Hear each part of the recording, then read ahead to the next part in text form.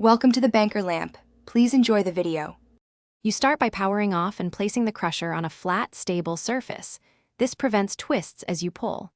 Once done, run your fingers along the seam to find the lip or clips that hold the pad.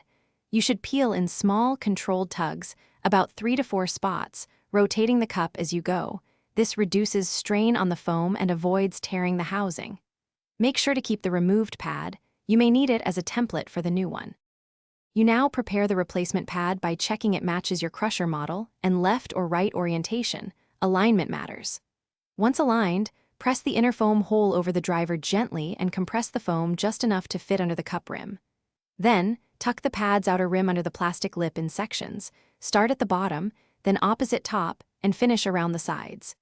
Keep tension even so the pad seats flush and the clip points snap into place.